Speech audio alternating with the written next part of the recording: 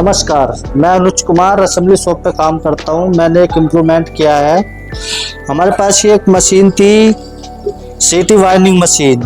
जब हम इस पे सीटी बनाने जाते थे तो पहले क्या था, इसकी कोई स्थायी जगह नहीं थी। इसको ज़मीन पे फर्श पे घसीटना पड़ता था, इसमें कीलें ठोकनी पड़ती जब ये फिक्स होती थी।